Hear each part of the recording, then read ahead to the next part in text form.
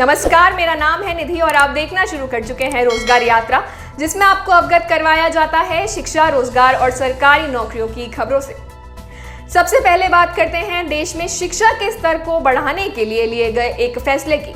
आपको बता दें कि दिल्ली के बच्चों को अंतर्राष्ट्रीय स्तर की शिक्षा मिलने का रास्ता साफ हो गया है। बुधवार को दिल्ली सचिवालय में मुख्यमंत्री अरविंद केजरीवाल और उप मुख्यमंत्री मनीष सिसोदिया की मौजूदगी में दिल्ली शिक्षा बोर्ड का इंटरनेशनल शिक्षा बोर्ड के साथ MOU साइन हुआ है। शिक्षा निदेशक उदित प्रकाश राय और IB की ओर से भारत नेपाल के head of development and recognition Mahesh Balakrishnan ने समझौते पर हस्ताक्षर किए हैं। CM अरविंद केजरीवाल ने कहा कि जिस शिक्षा के लिए बड़े बड़े अमीरों के बच्चे तरसते हैं, अब वह शिक्षा दिल्ली के गरीब बच्चों को मिला करेगी। इस समझौते के बाद दिल्ली के स्कूली बच्चों का मूल्यांकन अंतर्राष्ट्रीय विशेषज्ञों की देखरेख में तय प्रणाली के तहत किया जाएगा और स्कूलों को अंतर्राष्ट्रीय स्तर का बनाया जाएगा। वहीं इसे अभी केवल 30 स्कूलों से शुरू किया जा रहा है। इन स्कूलों के शिक्षकों की ट्रेनिंग अंतर्राष्ट्रीय विशेषज्ञ करवाएंगे। अब हमारे बच्चे अंतर्राष्ट्रीय स्तर पर मुकाबला करने के लायक बनेंगे। CM केजरीवाल ने ये भी कहा कि ये मॉडल पूरे देश को एक दिशा दिखाएगा और दिल्ली के साथ हमारे देश से गरीबी दूर होगी। इस दौरान उप मुख्यमंत्री और दिल्ली के शिक्षा मंत्री मनीष सिसोदिया ने कहा कि हम चाहते हैं कि हमारे छात्र वैश्विक लीडर बने। IB के साथ हमारी साझेदारी उस दिशा में एक कदम है। हम नहीं चाहते कि हमारे छात्र सिर्फ परीक्षा पास करें, बल्कि दुनिया के सर्वश्रेष्ठ पेशेवर और जिम्मेदार नागरिक भी बने।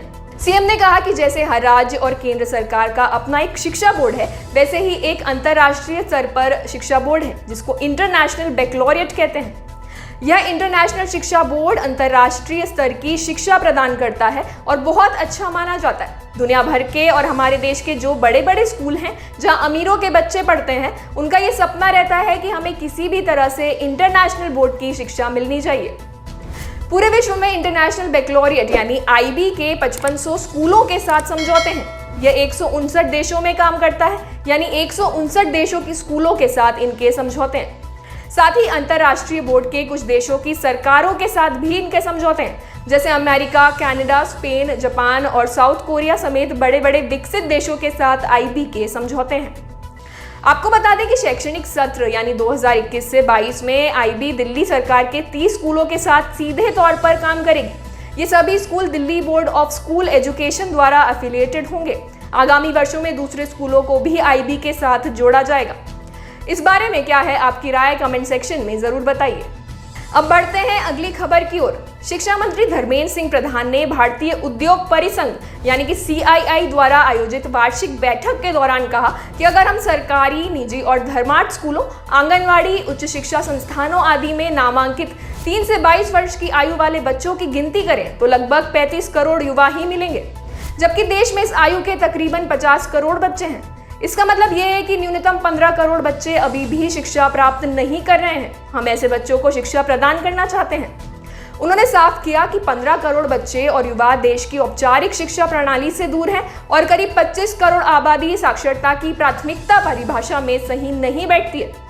शिक्षा मंत्री ने कहा कि देश की आजादी के बाद हुई जनगणना में पता चला है कि उस समय की 19% आबादी साक्षर थी। वहीं स्वतंत्रता दिवस के 75 साल बाद साक्षर आबादी का आंकड़ा 80% तक पहुंच गया है। इसका मतलब है कि 20% आबादी या लगभग 25 करोड़ अभी भी साक्षर नहीं है।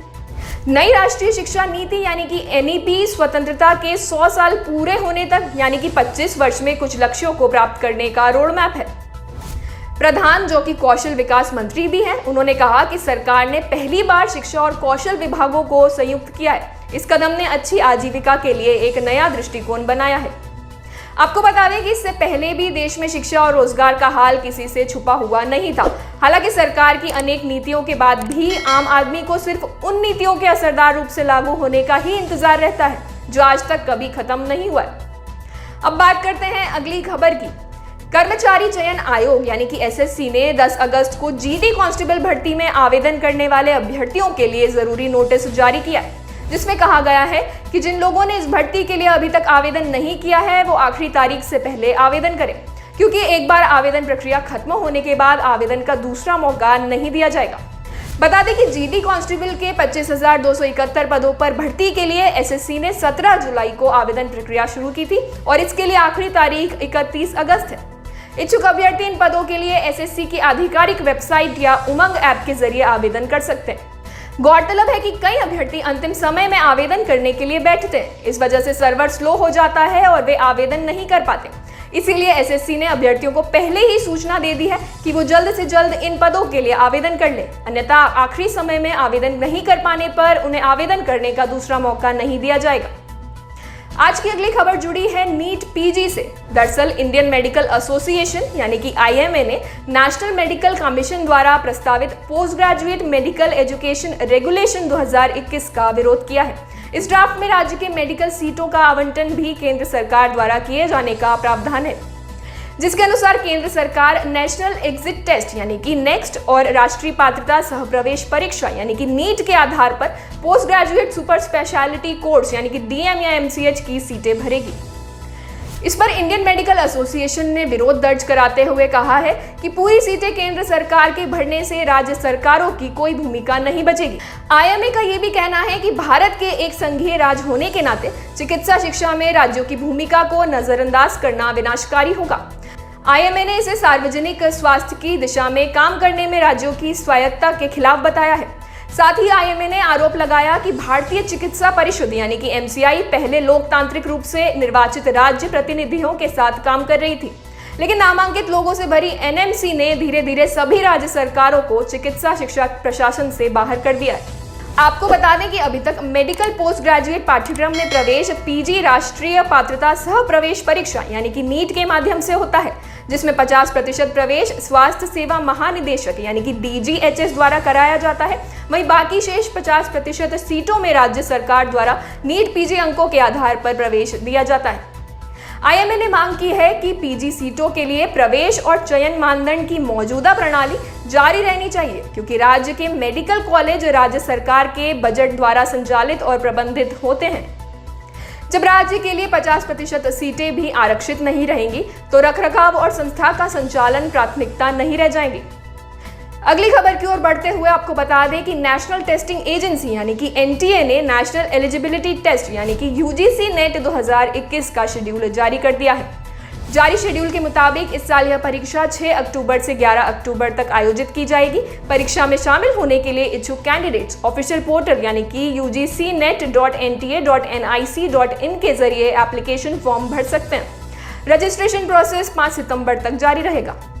इस बारे में जारी ऑफिशियल नोटिफिकेशन के मुताबिक एजेंसी ने कोरोना के कारण स्थगित हुए यूजीसी नेट की दिसंबर 2020 की परीक्षा और जून 2021 सेशन में होने वाली परीक्षा को मर्ज कर दिया है।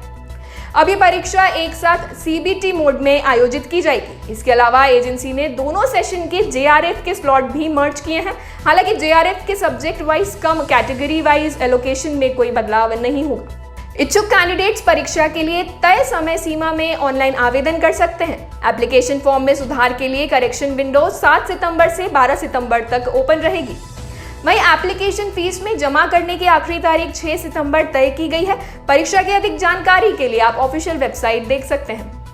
वहीं अगर बात करें यूजीसी नेट के शेड्यूल की, तो आवेदन शुरू होने की तारीख है 10 अगस्त, आवेदन की आखिरी तारीख है 5 सितंबर, फीस सबमिट करने की आखिरी तारीख है 6 सितंबर। वहीं करेक्शन विंडो ओपन होने की तारीख है 7 से 12 सितंबर। साथ ही परीक्षा की तारीख है 6 से 11 अक्टूबर। आज की रोजगार यात्रा में बस इतना ही। किसी भी सरकारी नौकरी की जानकारी और आवेदन हेतु आप डिस्क्रिप्शन में दिए गए लिंक पर क्लिक कर हमारी ऑफिशियल वेबसाइट jobseternal.com पर जा सकते हैं। अगर इस कार्यक्रम द्वारा आपकी या किसी और की सहायता होती है तो इसे लाइक और शेयर करें। साथ ही हमारे चैनल को सब्सक्राइब जरूर करें। धन्यवाद।